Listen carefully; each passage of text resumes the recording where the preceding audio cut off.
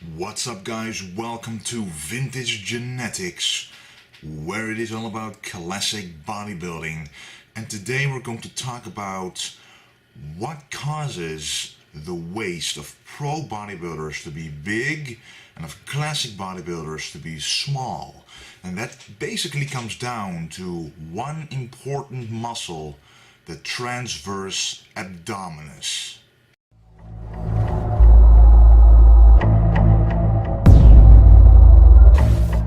So the transverse abdominis is basically the lowest layer, the deepest layer of your abdominal region. It has little to do with the visible abs, which are your six-pack, the rectus abdominis. I know these are difficult names, but the six-pack on the front is on the front here, and deeper, here are the organs, is the transverse abdominis. It is basically a natural corset around the body, the natural weightlifting belt. Its function is to compress the organs and to help in core stability. You actually use it when doing deadlifts, when doing squats and most other free weight lifts. But what you want to do is actually make it stronger beyond its natural point. Now I'm going to make a funny, maybe a little weird comparison, but that is between pro bodybuilders and pregnant women. Wow, okay. They don't seem to have much in common at first, but after a while, pro bodybuilders, by eating so much food, and I do believe this is the cause, their abdominals region, it just bulges outwards. And this is because eating a lot of food that expands the stomach, and when it is expanding, it's pushing against the transverse abdominis, and when something is constantly pressuring something, the connective tissue weakens. And when it weakens, it's not strong enough to have a small waist. It'll naturally not compress the organ as much and just bulge outwards by default. Pregnant women have the same problem in some cases. When you get pregnant as a woman, of course, you know, the baby grows and the stomach expands, but also the transverse abdominis, which is around your stomach, around the baby basically, it's being pushed back. So for 9 months, 6 months, when the baby is actually bigger, the stomach, the transverse abdominis, is under pressure. And again, the same story goes, when something is under pressure for a long time, the connective tissue weakens because you're not contracting, it's basically being stretched out, it's just weakening. And after pregnancy, what happens is that the abdominals on the front, as you can see in this picture, they basically split apart because the waist has literally become wider. And there are a couple of ways to fix this for pregnant women. There actually are a couple of exercises to do. One of them is the vacuum pose. And this is a good segue into why classic bodybuilders never have this bulging of the waist. First of all, they don't eat as much as the pro bodybuilders do today. Today the foods is so high because, and it has to do with drugs as well, the muscles are simply so big nowadays. The food that is required to maintain this muscle mass is bigger than the stomach can handle. So the stomach will bulge out, causing pressure to the TVA, the transverse abdominis, we'll call TVA, causes pressure to build up, and the connective tissue weakens, causing the transverse abdominis to weaken, to expand the waist. Same happens to pregnant women. But classic bodybuilders don't eat as much, so this expansion is not as great. But most importantly, classic bodybuilders all did vacuum exercises.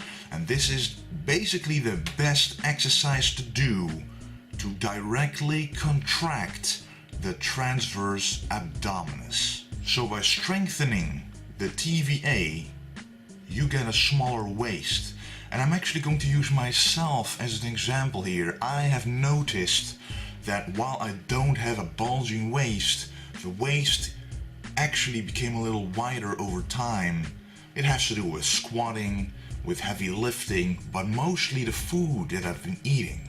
My caloric intake has increased by about 1,000 to 1,500 calories compared to my first competition. If you want to improve yourself, you're going to have to be honest. And I want to be the best classic bodybuilder I can be. So what do I have to do? I have to make my portions smaller that I'm eating. I'm eating 6 times a day right now. I might increase it to 8 times a day, but making the portions smaller and training the vacuum even more. Actually making it a complete exercise routine on ab day. Now, I'm going to show you how to do the best exercise to make the waist smaller again and to avoid having that bloated look, because you want the muscle, the transverse abdominis, to be strong and hold the organs together and be tight by default. And if you want to increase the default tension in this muscle, you've got to strengthen it and make it recognizable for your body to use. So that's why you gotta engage this muscle a lot more, and this is how you do it. Alright, so I have already showed it on this channel before, but let me show you the vacuum pose and actually make it into an exercise for you to do. So let's take a look. What I want you to do is do 3 sets of 10 to 15 seconds like this.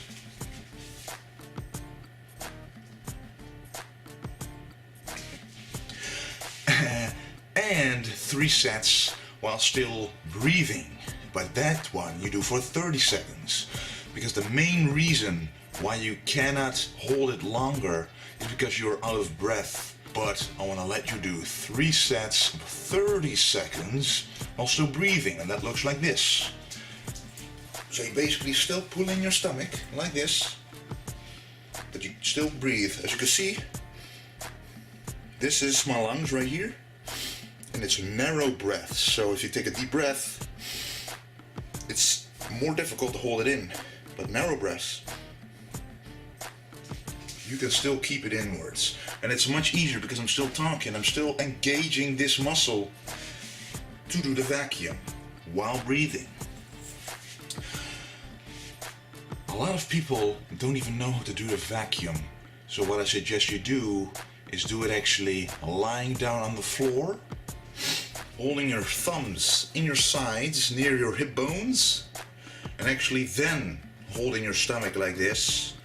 And that gravity will help you, and the feeling of your thumbs will help you to contract the muscle, the TVA, towards the spine, the belly button towards the spine. So, one more important thing that I want to tell you is that regular abdominal exercises do not work the TVA. They don't. They only work the rectus abdominis for the most part, which is the layer on top of the TVA. But if the TVA expands and widens, you saw in the examples that your abs will actually split apart a little bit as well. And that is one telltale sign to see whether your TVA has actually weakened. And in my case, it has weakened a little bit over time. Even though I'm doing the vacuum exercise on a regular basis, I have to increase this to compensate for the food that I eat. But as I told you, having smaller portions will also help. But as I told you guys, I love my vegetables, I love my potatoes, so sometimes the food will be a big bowl.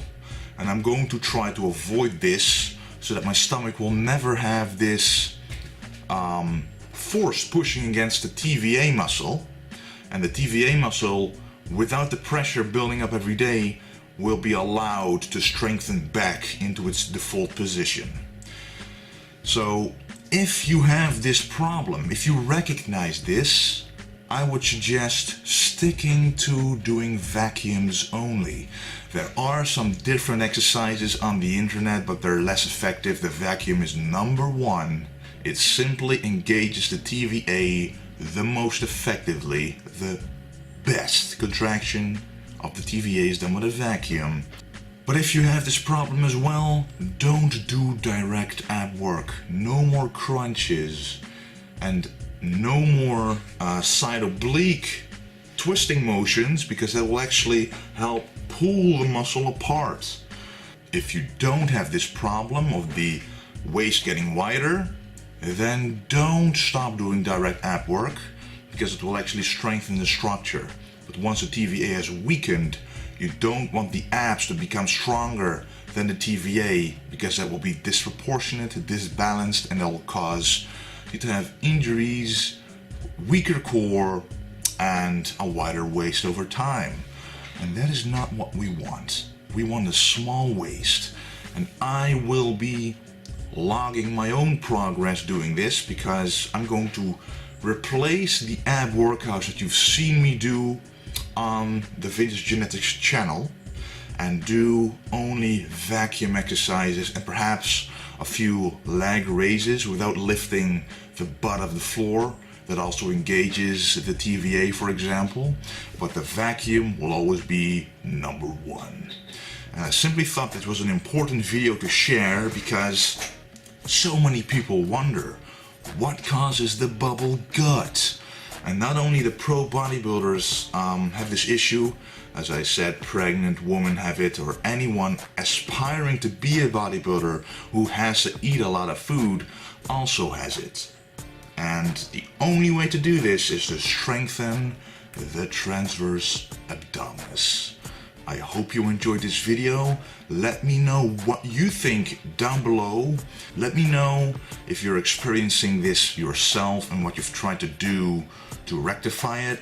But I'm going to tell you this, doing the vacuum, just like in the golden era, will be your number one solution to the problem. So don't forget to stay golden. Alright, it's time for the first isolation exercise, the pec deck. And let's show you guys how to do that one for the upper chest. So let's do it. First of all,